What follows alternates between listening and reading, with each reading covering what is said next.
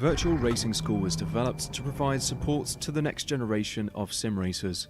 No matter if you're a rookie or veteran or what car or track you'll be racing, our goal is to provide training every step of the way.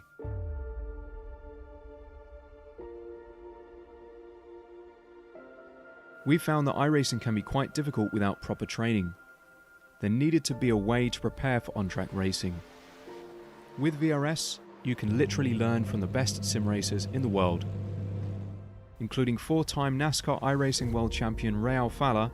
And Ray Alfalla is a four-time champion of the NASCAR Peak Antifreeze iRacing Series. Three-time iRacing Grand Prix World Champion Martin Kroenke. Martin Kroenke becomes a three-time world champion. Rallycross World Champion Mitchell de Jong. Mitchell de Jong is now champion for the iRacing Rallycross World Championship Series. And many other top sim racers.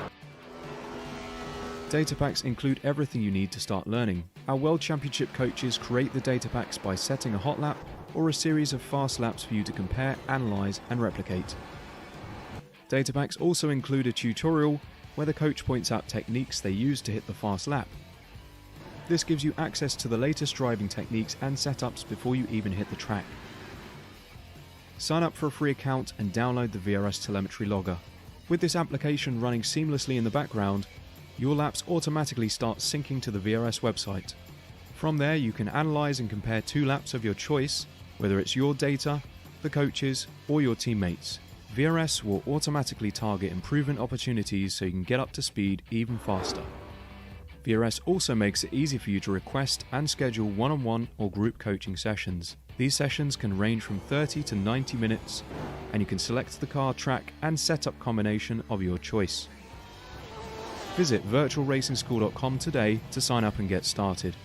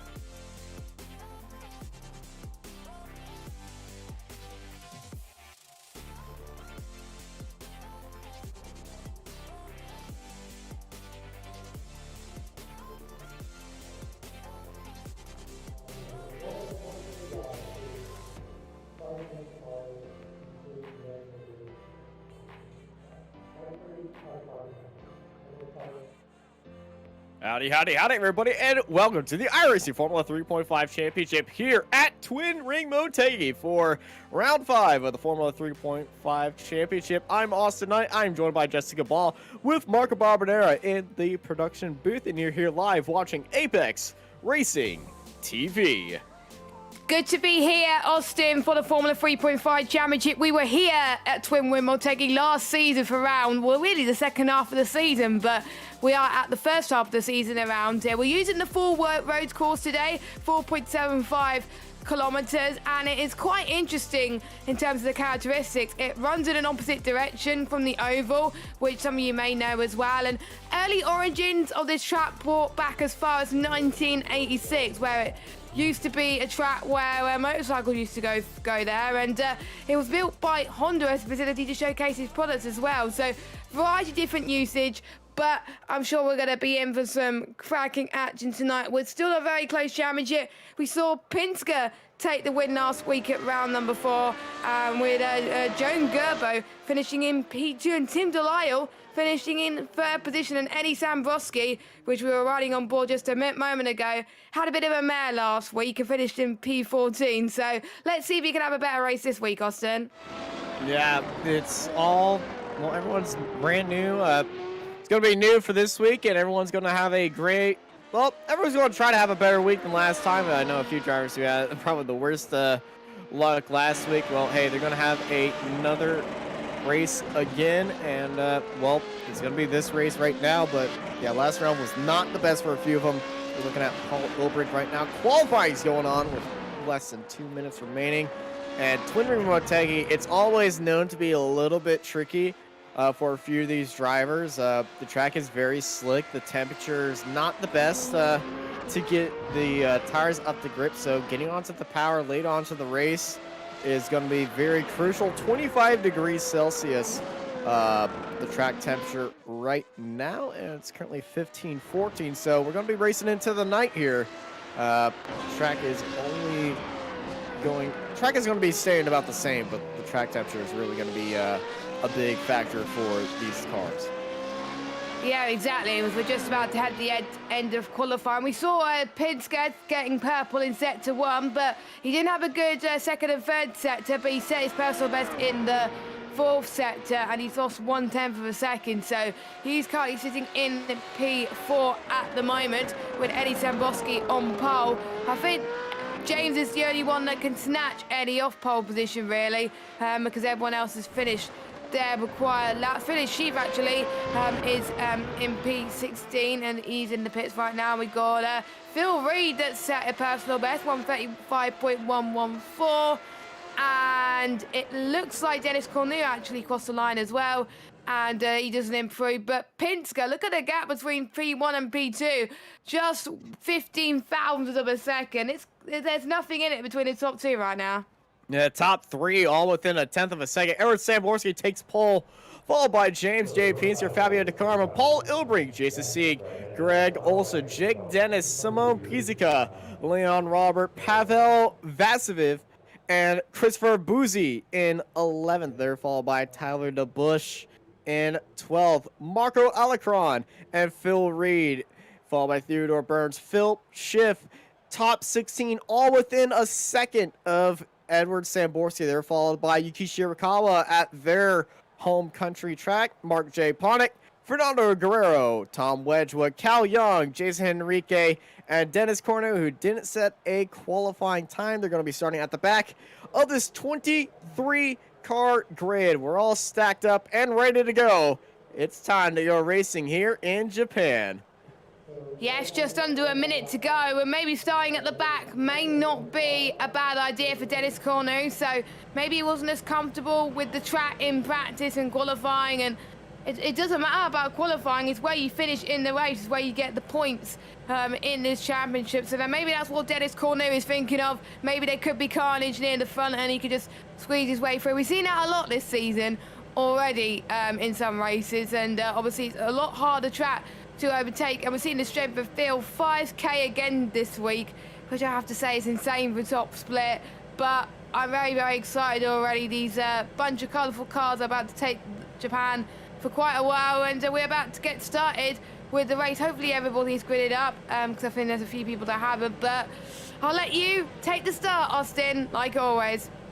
Yeah, we got 10 seconds waiting for everybody. We're all lined up. It's time to get ready to rock and roll here at Twin Ring Motegi. We got 1, 2, 3, 4, 5 red lights, and it's green, green, green here at Twin Ring. And it's a great start by a lot of people in the mid-pack. It's not like Hagara Ring racing into turn 1. Not a lot of carnage going to happening right there. I spoke too soon. We got cars upside down. Dennis! Oh! Sessel and Robert all collected, and they're off in the kitty litter on the outside. But it is a lot as carnage as possible as James J. Pinsker trying to hold it around to the outside of Edward Samborski. Samborski stuck onto the inside, but Pinsker trying to hold it around the outside, get a lot of speed off the exit. Samborski's back end is going all over the place. He's trying to get onto the power, but can't find the grip as Samborski's got a great run off the exit. But there is James J. Pinsker down to the inside. Pinsker and Samborski going to be side by side, heading underneath the bridge. It's going to be Samborski leading them out into the secondary part of the track in the lead, followed by Pinsker, DeCarlo, Ilbrink, Olsen, and Ilbrink and Olsen are fighting side by side for 5th place. They're still going on. Olsen sits in 5th place. Wow, I wasn't expecting to be that much carnage, but there was many at the back as well. But that did allow Dennis to go up into 20th spot. But meanwhile, I think we're seeing Cal Young and Leon go for moves as well, and oh, someone's going for a little bit of a send there up the inside, and that could have almost ended in tears there, but luckily it didn't. And yeah, it was Dennis actually, and he's up into 16th already. He's having a good race so far. And well, he's down 9 spots. He was involved in that start incident. Oh yeah, he was. He was dropped down 9 spots for a start. The person who's had the best race so far, Jason Enrique, he's jumped 10 spots from his starting position down to 22nd. I have to say, great stuff from all of these guys as well, and I have to say the top 3 are just not budging, but that doesn't tell the side of the story that we've been looking at all season. I mean, we've seen Fabio up there from time to time as well, but the top 2 usually been pulling away, and we don't get to see him like this, so he's doing very well keeping up with the pack right now.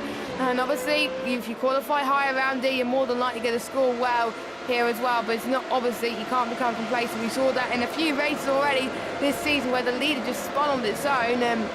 We already got Tom Wedgwood in the pit, and I don't think he had to get the toe, which was good news, but we're seeing, William Chief and Cornu had a bit of coming together in the gravel trap. So I wonder if that's damage for them. Pinskill's closed the gap to Samborski by 3/10 of a second now. Fabio is 7/10 behind 7/10 behind Eddie, and just a similar gap between Pinsker and Fabio as if to Eddie and James at the moment. So that's pretty darn good if you think about it. And it's a 7-way car fight, but to be honest, the top 3 are just running away with it with Paul and Greg Olsen.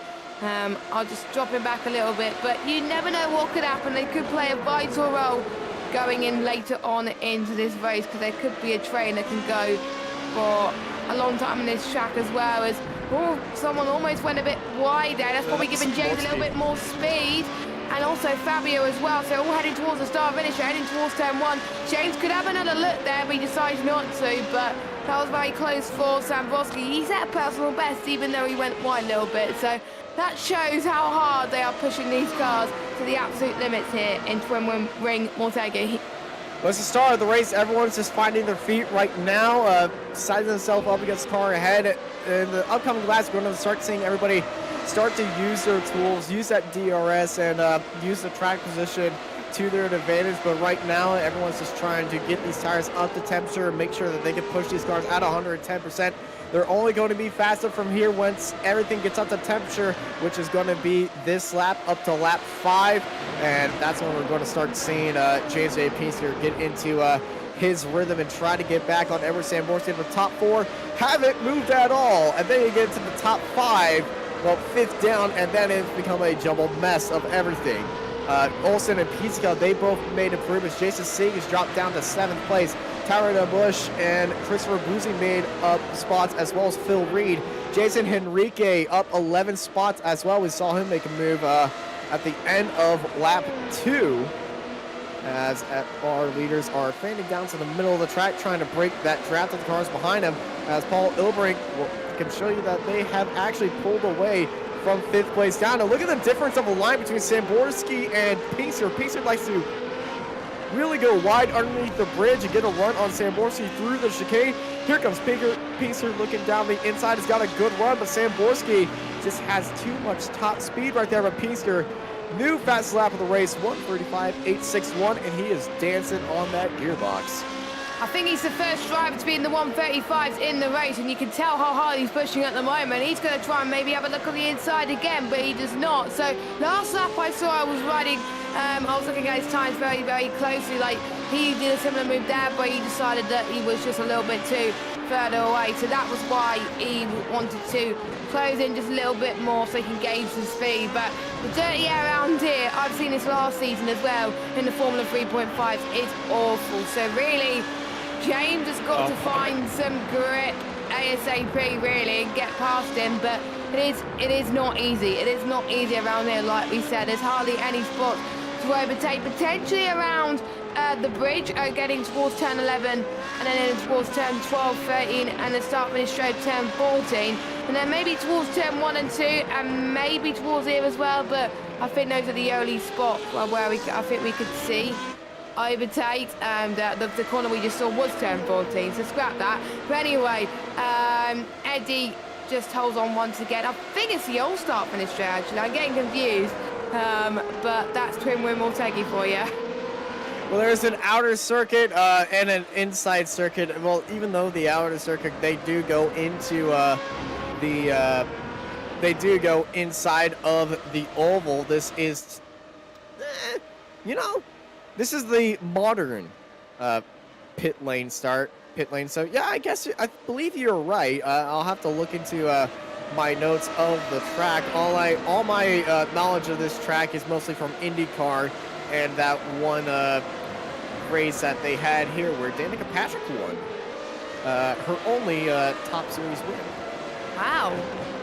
I have to say, I'm liking IndyCar at the moment, even though there's not much of it, and some of the times I can't watch it. Over. Oh, the season. Oh, no, I was thinking I enjoyed what there was. Obviously, it is over, but I kind of wish there was more. But hey ho, maybe next season I'll get to watch more of it, and I would love it even more. It's nice to see some drivers that from other series as well compete as well. Just a different variety. But anyway, we're already almost 10 minutes into the race, and you can start to see Marcus Aracon catching Jason, and Theodore Burns also in his train as well. We've got a massive train from, I think, P9 all the way down into, I think, P13. So we're seeing the start from Jake's point of view as we head towards turn 1. So we started off quite high, and he got from the inside. That was Pavel, who just got a little bit too much on, who just got a little bit sideways on the brakes, gave him a little bit of tap, and you see Pavel down in 17th, and there's a move down the inside. Here's Yuki Shirakawa.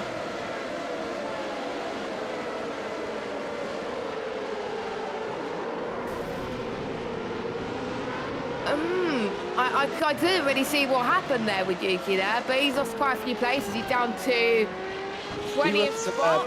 He was also involved with an incident as well. They were in a different turn.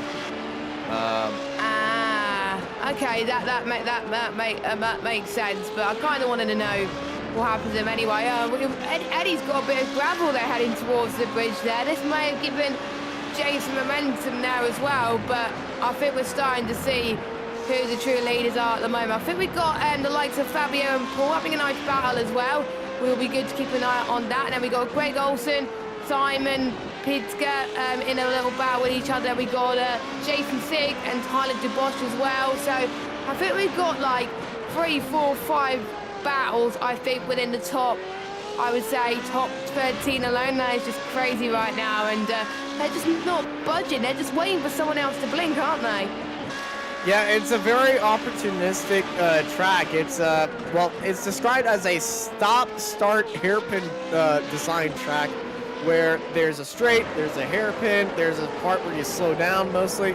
Just describing most tracks, but there's not a lot of room to really get a good run on anybody else. The S section coming out of the oval really has a good opportunity for moves, as we see Pavel trying to hold it around the outside right here, but that defense down the inside in the corner is too good to be there. Cal Young heading into the chicane is going to stay in 17th. But yeah, this track to make advances is kind of tricky to really find a groove around here, because the hairpins are very fast-paced.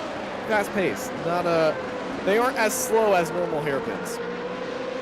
Yeah, which is probably a relief for me, because when I try hairpins on any sim, it's just awful. I just don't get the turn in as much as I can. But to be honest, these are the top drivers for a reason. They can handle hairpins a lot better than what I can as well. But there's a lot of circuits which have more hairpins than this one, so I don't know how these drivers could cope with that in iRacing anyway. But we're just looking at James Pritzker and Fabio Tacamo's lap times, and it's starting to be quite similar on some laps, but in some other laps you can see why Pinsker is quicker. I think it's quicker almost by 2/10 a lap. Apart from lap 5, where Fabio was catching up a little bit, so there are some glimpses of pace between Fabio right now and James, but I think James has the upper hand right now as well. We can see Paul on the back of this as well, so I think he must have found some time as well. Paul's last time was also in the 135s too, so we got the top 4 all in the 135s, and obviously the fastest lap time is set by P2. Now it's set by Eddie, 135.436, there we go. And the whole top 4 just set their personal best. As we can see, I think Dennis going for a move with Mark Zalcon as well. Could be free wide into turn 1, but there we go. Move. That's that was beautiful. That's that Formula E experience right there. Jake Dennis back into 11th, and he's got 4 more spots to be back where he started, but Jake Dennis absolutely putting on a overtaking masterclass right here. Let's get a replay of this move by Jake Dennis. Looks it up the inside. He thought about backing it away, but once he was committed, he was committed. Got right there. And Marcus Alarcon had that inside line, and then here's that switchback move. Got him back into the draft. Got onto the straight right here. He just had that run made right there. Goes down to the inside, and well, he didn't look back at all. Tries to get as much track as he can heading into turn 1, and Jake Dennis back into 11th, and he's knocking on the door of the top 10 now. 3 seconds up the road. As Alarcon's in another fight. They're side by side. They make a little bit of contact. Leon Robert off the exit, side by side, heading into that top hairpin right there. Can he hold it around the outside? We're going to find out. Oh, gets a little bit loose on the exit. Robert and Alarcon side by side. They're still side by side. Looks like Leon Robert has activated DRS. Going to be going much faster on the outside of the straight. Who's going to be the last late break? Because Alarcon's still down there. And they locked up just a little bit, but oh my goodness, Leon Robert made that move. And he made it stick so well from side by side around the outside. It's not over though. I think we can see Alarcon fight back, or is he conceiving at the moment? He is conceiving. He had a worse exit going through there. Leon Robert, that was a battle. And here's the replay from Theodore Burns, who has been having a rough race. He's got wing damage in the front right wing, and Nah, that's not good for him. He didn't like that whatsoever. But I think we'll see some more moves going. I think as soon as one person goes for moves, I think boom, there's more people. So Simon Pizga is battling with the likes of Greg Olsen right now. Simon, he's gained 3 places this race. One of the biggest gainers so far within, I would say, top 5 at the moment. Everyone else has stayed exactly where they are. Greg obviously stayed where he is too, in 6th place. But we also got Jason, who's down 2, but he's still within the range of Greg Olsen and Simon, so he could go back to where he started. Tyler de Bosch as well, close behind. He's gained 4 places, but it's just really great to see the likes of obviously the F3 drivers, real life F3 drivers, also Formula E drivers like Jake Dennis go into these racing sim races, because it shows that you can do sim racing and transfer into real life as well, and I think it inspires a lot more people just to push for moves like that. Leon and Marcus there did a splendid job battling, going side by side there. They were just absolutely pushing and going to the limits, and Eddie's just set the fastest lap of the race, and we got a spinner. That's Jason. The biggest mover in the field has smacked into the wall. This is coming out of onto turn 1. Well, yeah, this is coming out of the chicane. Just gets a little bit loose. Too much mustard into the wall. Got into the grass. And that is the end of Jason's race right there. That's not how he wanted this race to go. This is Pavel on the back of... Oh, Pavel had all eyes on that one. Oh, that was close. How on earth did he avoid that? That was crazy. But Jason now is in the pits. So I think Jason's hopefully going to get back into this race. But everyone that starts still in, so that is a bonus. No one is giving up right now. That's what we can see in our timing sheet so far. So that could get some laps back at the moment. So I think Piers could go for the move again on Eddie, but again he's a little bit too fast to see. Poor Ilbrick, he's a lot faster than Fabio last lap. So well, I think overall, not last lap, so I think this is where he needs to push. But I think he saw that Fabio was a bit faster, so he was like, you know what, you're not having a chance to get P3. I want to get P3, and it'll be nice to speak to any one of those drivers. And look at how Eddie's defending that line into turn. Yeah, Sam Borski, he knows this track very well. This is one of his favorite tracks. James is he's testing the waters right there. Look down the inside, trying to catch Eddie off. Eddie's not playing any of James's games. These two, they know each other so well. They've been racing against each other for multiple seasons in this car, and they both love this car. But look at Eddie Samborsi.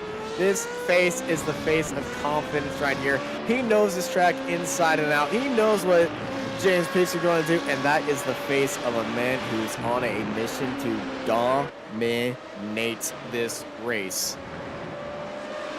Yeah, he wants to forget what happened last week. He wants to forget what happened last week. Fastest lap. Wow. 1:35.22 was James Pisker's last lap, and Eddie knew what shocker he had last week, and he wants to forget about it. And I'm sure he's definitely forgetting about it now, as he's definitely pushing to make sure he can keep James behind. But these two, they're going to be close in the championship if Eddie could get another win today, because apart from last week, he's been the most consistent, I would say. Yeah, these two are very consistent, but I think Sam Borski, he's on that drive to try to get that ever elusive championship that just keeps seeming to get away from him. He did technically win an iRacing championship, but we've all agreed that the win was just like the most buggy thing ever, and he awarded it just to another driver, and that was a odd moment for Ed Samborski, but he's going to try to win this legitimately, as a few of those cones got absolutely murdered right there. Destroyed. And, boy, they weren't like the Super Formula cones that were happening over this weekend. Speaking of Super Formula, what's going on this weekend here at Twin Ring Motegi? There we go. Yeah, and these Formula 3.5 cars are actually fairly similar to the Super Formula cars being used in real life, besides the Halo and the better Toyota engines. I'm not biased in any way, and their push-to-pass system. But, you know, Super Formula, always a great series, and very, very close to performance in Formula 3.5.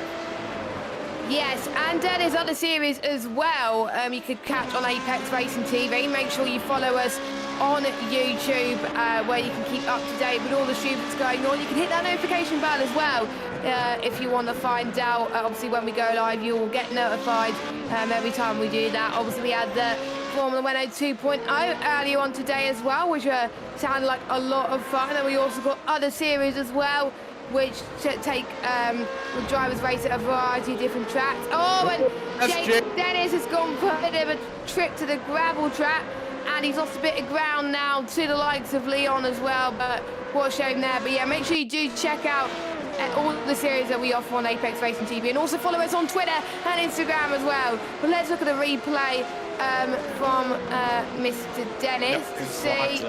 I think it might have gone to the grass on the brakes as well. That might have offset the load on the brake pedal and just locked it up, but too deep on the brakes. But he's gotten back ahead of Robert, who got that ground on him. But now Dennis back into 11th, and he needs to chase down Philip Reed. This is Paul Ilbrink. Ilbrink's going slow. Yeah, he might have made a mistake somewhere in probably looked like maybe turn 7 and 8 potentially, or it might be before that. It was way before that actually. Maybe the right-hander coming up potentially was probably where he binned it. He was having a battle with the likes of Fabio as well. So I don't know. I think Fabio is gaining a bit of ground now, or it might be the dirty air actually. That's probably. It's to turn 4. I expect Paul to have a little bit of a brake issue. Yes. He's down in there, brakes early. Is this going to be a spin? Yep, there it is. Was it safe? How did he save that? I would have crashed. I would have crashed if I was racing in that car. So, Paul, fair play, good save, because that saved a trip to the pits and a tow as well. And that still gave him a chance to be on the podium as well, but a bit of a coming together from Pavel, and I think it was Theodore. That is the 15 of Philip Schiff. Philip Schiff, actually. We'll like to see a replay of that soon. That was what happened at the start of the race on lap 3 between those two. That replay has gone back. Here's Edison Borsi. He's had a little bit of an incident. This is the instant. This is the instant. Here is Philip Schiff and here is Pavel. So I think someone, the number 15 of Okay, Philip. I think that's if you go for moves like that's where you end up, unfortunately. But this is not ending the rest of the race, and I think Jason Enriquez called it a day, and he's out of the race. So we're down one driver so far out of the 23 runners. So we've got 22 drivers left in this race. Dennis Cornu still on the lead lap, I believe. So fair play to him. Well, the track's extremely long, but yeah, he is on the lead lap, just very far down, 1 minute 12 seconds behind the Sam Borski, so they will eventually catch him. He's just got 20 seconds up to them, but Sam Borski, I don't even think he even cares about that. All his eyes are on is a clean track ahead, and James J. Pines here right behind him, as the battle between these two is going to go end to end, I believe. Lap 15 underway, and I believe James is just getting under the skin of Ed Samborski right there. 135 flat, and they are putting in nearly identical lap times right now. James J. Pacer, he's waiting for that opportunity. I don't believe either of these drivers have used DRS yet this race, and they're going to be putting down the fastest laps near the end of this race in the final 8 laps, but I believe we're going to see James might use DRS multiple times a lap to try to get that opportunity. Jake Dennis has gotten past Phil Reed to get up into 10th place once again. So Jake Dennis, being the overtaking machine he is, he's going to go to his fair spot back to turn 1, and it looks like Reed got off of the track right there. And Jake Dennis, well, he had the overspeed immediately. Caught Phil Reed, he was off mowing the lawn. And now he's trying to catch at the top of the bush. Yeah, and we'll see some more moves as well. We've got Tom that's down near the back fighting with Yuki Shirakawa as well, which they both had nightmares at the start, but they still want to salvage something in this race. And I think we've got Theodore Burns as well going for moves too as well. They're going to still go side by side in a tricky right answer. Oh my goodness, Yuki Shirakawa just has a better exit there. But I think Tom may have the better straight line speed. Let's see if he can go for send up the inside potentially. He's committing. Is it going to work for Mr. Wedgwood? Oh, no! Contact, huge contact, and that sends Yuki Shirakawa into spin. There was no room left on the. There was some room left on the outside, but not enough. Yuki Shirakawa tried to avoid the grass, and Tom. I'm going to need a replay right there, but there was just no room left on the outside. They were both using all the track right there. Tom, after a very fantastic move, as Jake Dennis in the bush goes side by side. Dennis down the inside once again, and Jake Dennis into P9, and he's trying to catch up to where he started right behind him. Leon Roberts sends it down the inside of Philip Reed. And Reed and Robert still side by side. There it goes, Robert down the inside. Now here comes Reed off the exit. Reed's got a great amount of speed. Who's going to be the last late breakers right here? It's Robert and Reed. Reed and Robert still side by side. Coming out of it and heading into the S's. Reed down the inside, Robert on the outside. Now Robert on the inside, Reed on the outside into the second part of the S. Now into the third part of the S. Reed's on the inside, Robert's on the outside. They're still side by side coming off the exit, but it's going to be Leon Roberts snaking his way up into 11th. That was a great fight. That was a roller coaster ride, I have to say. It felt like a roller coaster, and I absolutely loved it. It was very thrilling, and there's some moments of that S's that kind of remind me of Suzuka in Japan as well, with the characteristics absolutely incredible as well. So hopefully this continues for the rest of the race. Standings then, at the moment, Eddie still leads with James in at P2, but James is still fighting. He is the prancing horse, and he wants to get another win in a row. He got it last week when we were racing at the Hungaroring, which is very tricky to overtake, but now we're at a track which is even more difficult to overtake with more tricky conditions, and I have to say both of these drivers haven't put a foot wrong. I just hope that I haven't jinxed anybody by saying that. We do not have long to go left in this race as well, and the other drivers are just a little bit further back as well. Let's see who else could be in a fight. We've got Phil Reed and Marcos could be fighting too, and maybe Jake Dennis could be catching up to Christoph Buzzi as well. So there's still a lot of fights, and we're not even at the end of the race yet. It's crazy. Oh, someone's burned. It's Theodore Burns. He's overcooked the braking zone right there. He got into a braking fight with Tom Wedgwood. And let's take a look at this. Here's Theodore Burns, and here comes Tom. Tom's got a lot of speed. Tom looks down to the inside. They both get on the brakes, and Tom somehow gets that car slowed all the way down. I can tell you how did it. It's with those ODP pedals he's got on there right there. He tried to sell me a pair the other day, and you know, if you're in the market for some hydraulic pedals, go to Tom. There we go. That is something that I may use his services in the future as well, but I'm quite happy with my pedals at the moment. It does the job perfectly as well, as then we're now going to start the next lap 18 out of 23.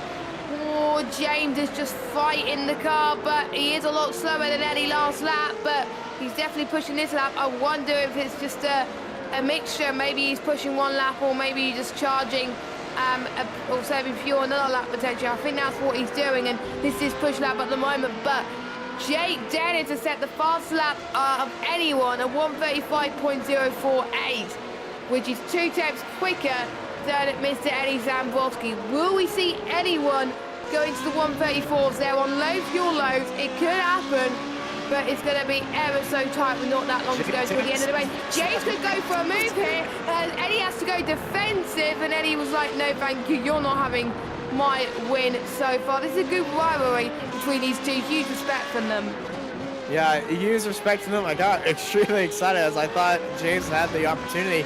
Jake Dennis is holding the fast lap of the race, 135.05, as you were saying.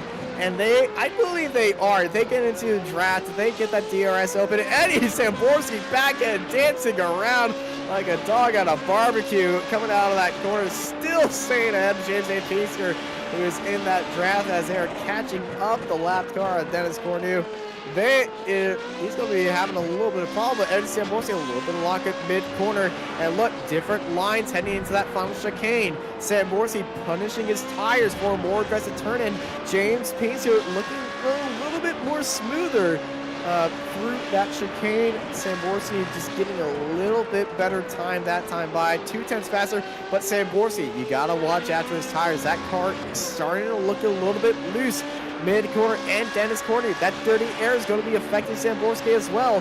James Peasker, he's been racing in this dirty air the entire time. He's going to know what's going to happen right now as, well, Dennis is going to pull off to the side of the track and let both of them by. Gets onto the brakes. Nothing's going to happen with that lapped car, so it's going to be a one-on-one fight to the end. We got a few more laps to go here at Twin Ring Motegi, and the fight for the lead is still alive, and the fight for third is also alive as well from Paul Ilbrink, who's caught back to DeCarmo. Here comes Jake. Jake Dennis once again down the inside, goes underneath the bridge. P8 for Jake, and now he's chasing down Jason to get back into P7 to where he started at. But Jake Dennis overtaking machine today. Yeah, he is as well. Despite the spins he's had, he's back into 8th. That is a comeback drive that I'd say so myself as well. And to be honest, he's made the overtake stick and even more up the kitchen sink, that's for sure. So incredible stuff from him. But I think the battle for the lead and the podium is what we got to keep an eye on as well, because it could get feisty.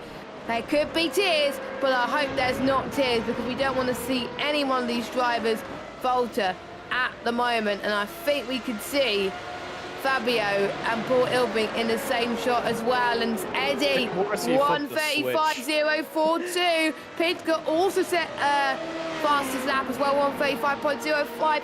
It is nothing in it, just like qualifying. It all probably come down to the final lap. It just takes commitment from any one of those drivers. They've got to be concentrating for the whole last few laps. They can't put a foot wrong. Even a slight fall of concentration, even if you just look away for just 1 second, that's where you lose a lot of time, and that is where it could be won and lost today. And we can see James could go for a similar move on Eddie. He was much better on the brakes heading into that braking zone, heading underneath the bridge, but Samborski is just money through those S's. He's got all that time back as Samborski. He's now going to have to focus on that straight. They're both going to be using DRS down the straight because this is the best opportunity. There they go. DRS activated for Samborski and James J. Peasier down the back straight. And here comes James. 3/10 separate them. It's not going to be here. They both get onto the brakes. Samborski's been struggling with braking here. He's got a little bit of lockups here and there as they come into the final sector in that final chicane. Here comes James J. Peasier. He's really nailed those corners down. James is right on the gearbox right now. James, he's going to try to look down the inside right here. There's the late move down to the inside. James Peasier into the 4.868. Wow. What a defense by Eddie Samborski to keep the lead with just 3 laps to go.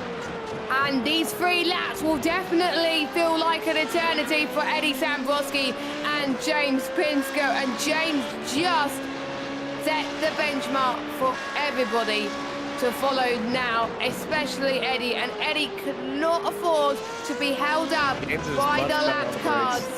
They just can't. So James can see the win is still on his side. I don't think he can settle for anything less, to be honest. And we see another spinner. That is Tyler. He's getting quite a lot this race, and now because of that spin, he's dropped down a few. And here comes Paul for the potential move for P3. He's going to send it up the right-hand side. We've got Fabio that could get the switch back here as well. There's no margin for error, and Paul just edged it at the moment, but Fabio may keep his line there as well. They can still go side by side as well, potentially, as they head towards, a cut back there for both of these two. That could have ended in tears, but Paul at the moment gets P3. But again, these laps will still feel like an eternity for them as well. Could Paul stay P3 by the end of this? We'll have to wait and see. Could Fabio get back P3? And can James get the win, or could Eddie get the win? All these questions will be answered in around about a few minutes' time. But we are not going to a commercial break. That was a great commercial read that we were doing, but no, we are still staying there. Samborski put in this Don't you worry. We're still staying live, don't worry. As James A. Peasier staying right behind of Samborski, 3/10, and he's just dropping back just a little bit, trying to get his head back into the game. 2 more laps for this final move. Samborski and James miles ahead of everybody else. Can James come back? And just look how much better he is in the brakes. He's been better into that brake zone, much better. Literally every lap, James A. Peasier has been nailing that braking zone, and I feel like next lap, if he's lined up in that opportunity, he's going to be setting that move for the lead right there. Here goes Fabio again. Little break of Fabio. Fabio down to the inside. Fabio back into 3rd. Fantastic move. I think that's going to be going down to the wire as well. Paul isn't going to settle for anything less either than the P3 as well. But he's dropped back a little bit. He's lost a bit of time to Fabio.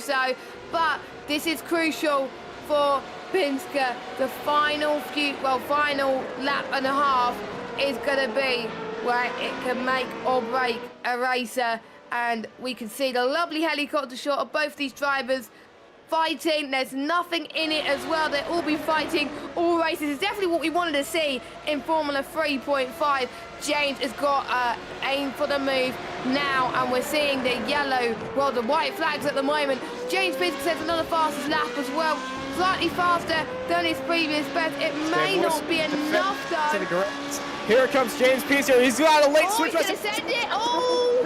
Getting onto the brakes. Samborski's got the back and out just a little bit, but James Peasier's got his nose right down the inside where he wants to be, but off the ace of James J. Piecer's back end gets very loose as they come racing out. Here comes James J. Piecer looking down to the inside. He decides not to go into his opportunistic corner as they both go underneath the oval right now, heading into the S section. They're separated just by millimeters right now. Samborski going all the way to curb. James J. Piecer opportunistic look down to the inside. Samborski is right there. Piecer trying to hold it around the outside. Samborski goes onto the racing line and holds off James J. Piecer. Piecer and Samborski nose to tail right now as they're heading into the second part of the track up at the very top of the hill.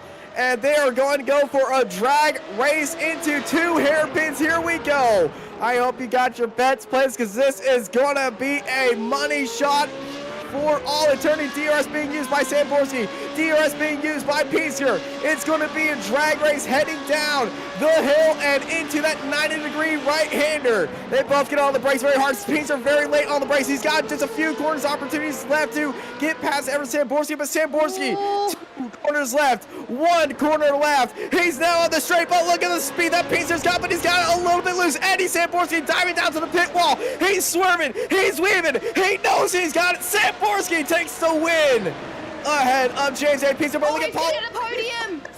Carmo, they're having a drag race. They're going to be side by side across the line. Then Carmo takes it by a 600th of a second for third. And Jake Dennis, he got past Jason Singh at the last opportunity as well to finish in 7th, where he started after a horrid start right there. Okay, let's get into the replays. Come on. I need to breathe. Let's have a look with Jake Dennis's send there up into head down here on his back straight, and I think he looked committed earlier on. Really, another overtake masterclass from the Formula E driver, insane right now as well. And I think we're going to see the move, the battle for third from Fabio and Paul Ilbrink.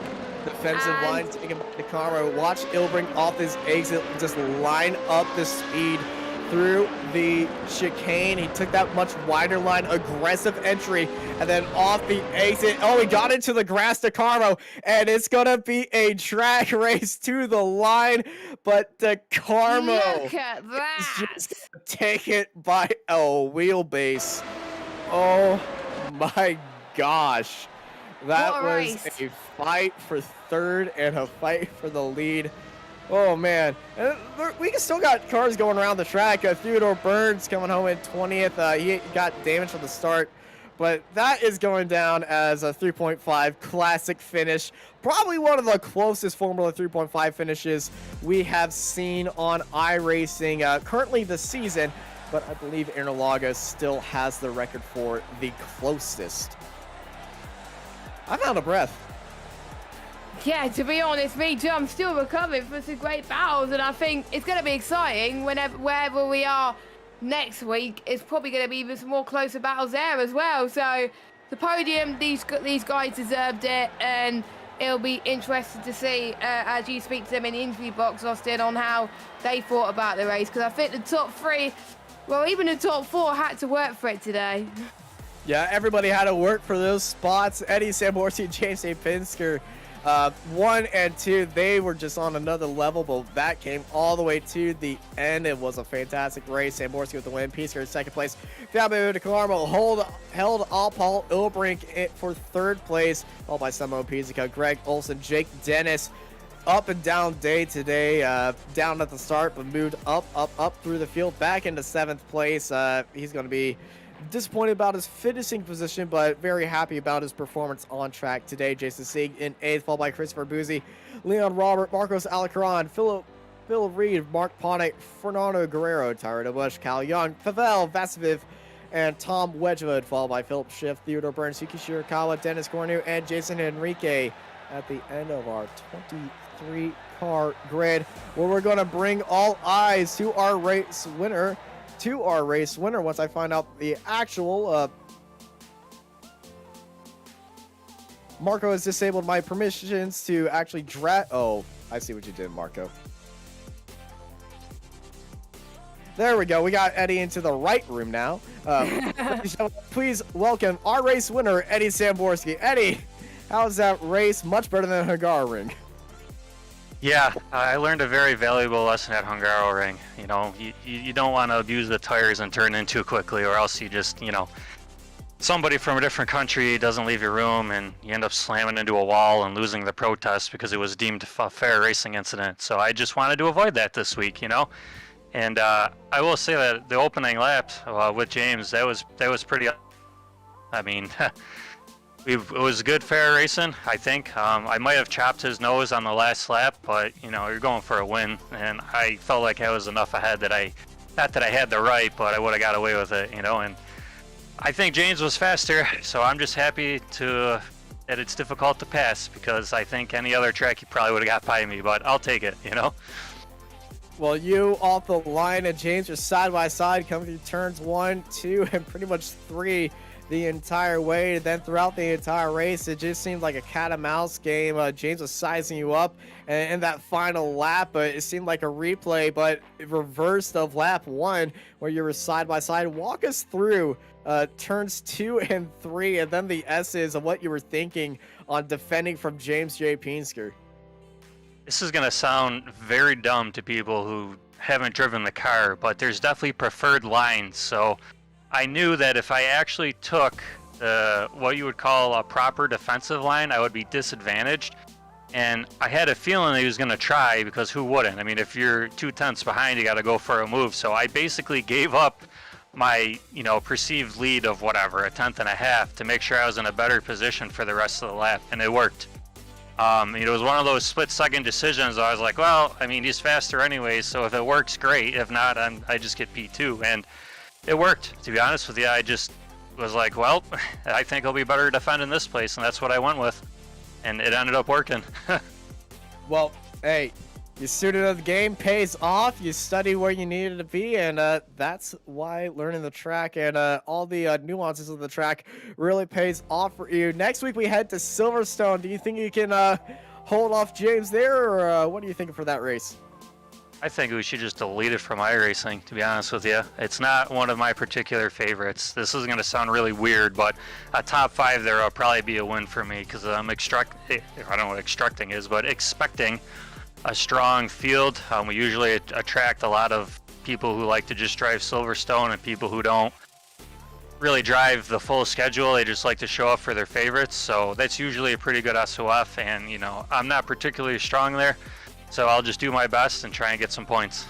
All right, thank you, Eddie. Before we let you go and celebrate this amazing win, anyone you want to thank? Most definitely Japan. Your tracks are awesome. Make more of them. All right, thank you, Eddie. You have yourself a good night as we go and get James in here and see what James has to say. Ladies and gentlemen, please welcome James J. Pinsker. James, you had an amazing start off the line and an amazing opportunity to close the gap and make an attack. You were charging that final lap. Walk us through your attack strategy. Yeah, and that's exactly what it was. My whole race was just sitting behind Ed, thinking about how I could try and overtake him. But I thought it was pretty... Yeah, I knew into this race I wasn't feeling that comfortable, and I knew Ed won here last season, I think. So I wasn't expecting really to be in that position, but fortunately, yeah, the pace wasn't too bad. I think Ed was maybe a little bit quicker. It's kind of hard to tell with the power of the slipstream. So yeah, I was just sitting behind him, saving tires and DRS, knowing I was quite comfortable in the slipstream and thinking when to do it.